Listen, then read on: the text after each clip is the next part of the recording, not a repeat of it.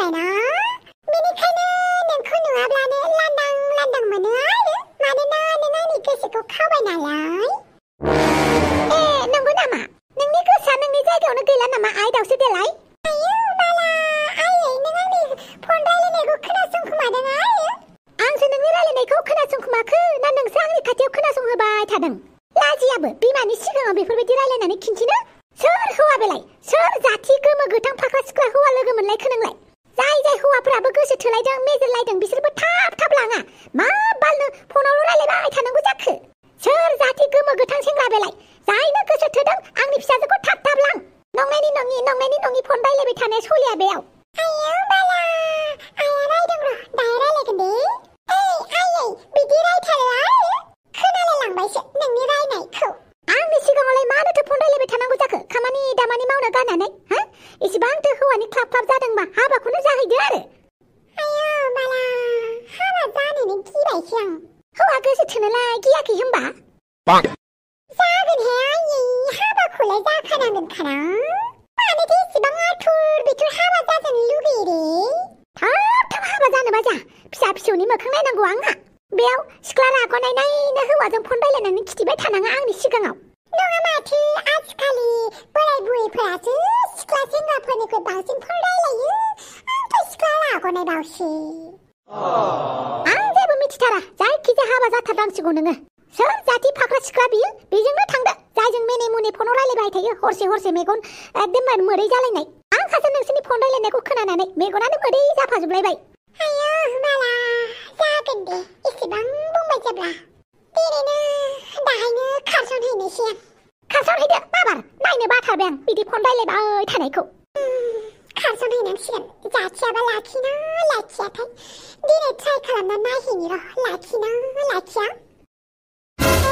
साला दिनै गारमाखौनो बोरैबा मोनलायबायलां दिनैलाय बहा मोनलोंबावगोनब्रा सोमस्रिजोंबो दोखो रायजाबायब्रा मदारु नामफानि खुरु बाथामिस जोंहा बिफानाव खुरु जायोना जायाखै नुफेराखै आं मिथिबाय बारा बुंलाबाय थानाङा नों ओमफ्राय सन्थुला दिनै जेरावबो लोंथाराखै आरो लोंनायनि खोथासो रायखांलायबायब्रा आंहाबो मोनलोङिनि मा जादों बाथामिस आंबो दिनै जौ लोंनायनो लुगैदों पाल्ला फैसा दंसे नोंनाव दंथ' आरो नों जायखिजाया आंनो जौ बथलसे लाबोनाल' होफैदो मिथिबाय आच्छा जागोन दे होमबालाय फै आंनि अनन सन्थुला मिथिबायना आं जौखौ हारसिंनो लोंनो हागौमोन नाथाय जौ बेफारिनाव जौ बिनो लाजियोना आं दङब्ला मालाबाफोर जौ लोंनो गोसो जायोब्ला बाय वान गेट वान फ्रिनि फैसा होखादोब्रा आंनो बथलनैनि दाम होखादो आरो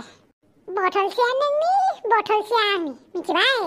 जागोन दे बाथामिस लोंनाय जानायफ्रावबो हिसाब खालामथारो पाल्ला बाय आं बायना होगोन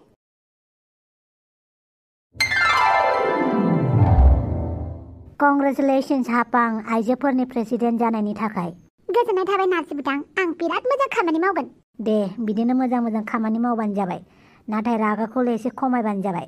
नङा माथो रागायाबो थानांगौ मानसिनि जिउआव नांगौ समाव रागाखौ बाहायनो रोङाब्ला मा जानांगौ जाखो आं आरो बांद्राय रागाखौनो जोङा खुगायासो एसे गोखादा अबेसे गोखानि थाखायबो मानसिफ्रा आंखौ मोजां मोना खोमा नाथाय मा खालामनो नार्जि बुदां आंनि रावानो बिदिब्ला आरो आङो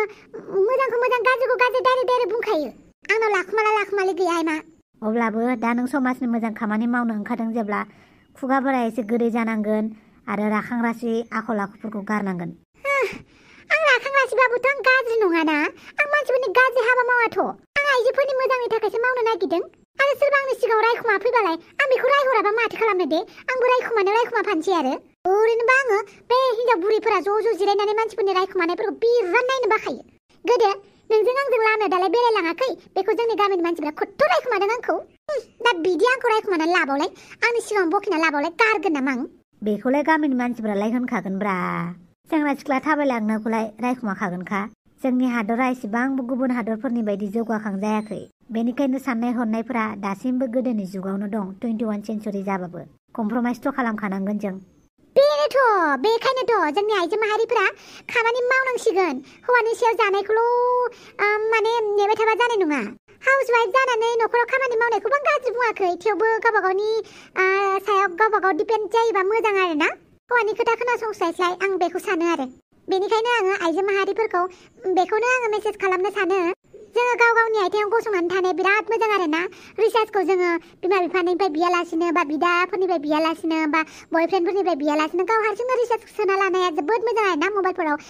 नेट एमबिफोर जोबोब्ला आरो गावबा गावनि गस्ला लंपेन्टफोरखौ गावबा गाव बायना लानाया मोजां आरो ना दख'नाफोरखौ बैसागुफोराव दुर्गा फुजाफोराव गाबलाबायोना मानसिफ्रा दख'ना नांगौ मा नांगौ होननानै स्टेटास होलाबाय थायो स' बेनिख्रुइ बांसिन मोजां नों गावबा गावनो खामायनानै गानना बेसेबां गोजोननाय फैयो जोंहा खामानि गैया बहा खामानि मोनगोन होननानै थानाङा सिगां सोलोंथाइ लाग्रो सोलोंथाइ लानायजों लोगोसे माबा माबि फिसा फिसा खामानिखौ मावबानो जाबाय आरो गावनि सायाव कनफिडेन्ट थानायजों लोगोसे मावलांबाय थाबानो सिख्लाफोर आइजोफोर गासिबो थिग जाजोबगोन गासिबो मोजां जाजोबगोन भेरि गुड हापां मोजां बाथ्रा आइजोफोराबो दा गोबां बिथिङाव जौगानो हमबाय आरो जौगालांनांगौ जोंनि बर' समाजनि आइजोफोराबो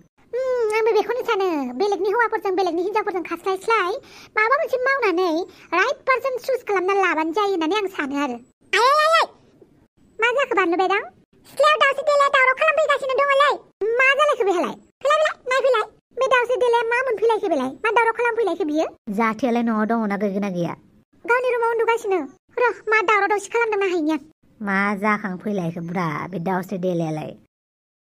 बथल गंसे लोंना आं खारसननो फैबाय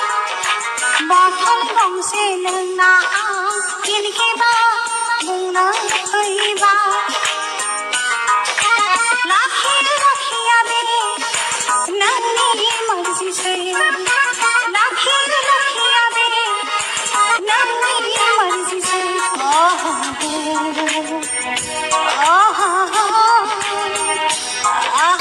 दावस्रि देलाय मा मोनदों नों बिदि दावस्रि देलाय मा बेफोरो बथल गंसे लोंना आं खारसननो फैबाय जाथि लाखिया नोंनि मर्जिसै मा गोदाव सोराव बाथ्रा बुंलाबायदों मा खारसननो फैलाबायनाय बेलाय आयो बाला बेसेथो गोसोथोलायबाय थानो दे बेनिखायनो खारसननो फैबाय आं पाल्ला दावस्रि देलाय नों जोबोद जौ लोंबाय थ' न' सिङाव थ' जारलासोलै मा नुनांगौ नुबाय थायो जाथि बेफोरबायदि जौ फाग्लिखौनो मोजां मोनो आरो नों थफ्ला थफ्लि लानानै खारसननो फैलायदोंनो दानो नों मेगन सादों नामा हापां नों मेगन सादों दावस्रि देलाय नों जोबोद जौ लोंबाय सिखारदो दे आं नोंखौ न' सिङाव लांनोसै बेखौ न' सिङाव लाबोनाङा बेखौ न'आवनो दोननानै फैथां नङाबा डिस्टार्बसो खालामगोन बियो आं न'आव थांनो फैयाखै नामा जाथि आं नोंनावसो खारसन फैदों दा दावस्रि देलाय नों दा हुसाव गैया थौ आं नोंखौ न'आवनो दोनना फैनोसै सिखारदो दे आं थाङाहाय मा आं खारसननोसो फैदों दा दावस्रि देलाय नों जोबोद जौ लोंनानै दङ थौ आं नोंखौ न'आव लांनो दोनहैनोसै सिखारदो दे दावस्रि देलाय हौवा लाथां बालथां जौ लोंनानै बेवहाय दावराव दावसि खालामदों लाजियाबो दोनैदां बेखौ दावस्रि देलायखौ गावनि न'आव जागोन बाजै दावस्रि देलाय थौ न'आव आं नोंखौ न'आव दोनहैनोसै आयो बाला आं थांनो गोसो गैयाहाय मा आं थांनो गोसो गैया नङाबा आं गाबगोन मिथिबायना आं दिनै खारसननो फैदों माने खारसननो फैदों आयु दावराव दावसिसो खालामारसिम खोमाहाय बियो जाथि बेखौ न' सिङाव सोनानै दोनदो दे थिगसे नारें बिदै दौना होनोसै आं बेनिफ्राय जुमाया फेगाबा न'आव दोननानै फैदो नों जागोन दे बाजै थौ आं नोंखौ न' सिङावनो दोनहैनोसै मा जाबावगोन बे दावस्रि देलायजों आंनि न'आव फैनानैसो दावराव दावसिना बियो फेगाथ'ल' र' अब्ला प्रेसिडेन्टनि पावारखौ देखायगोन आं बेनि सिगाङाव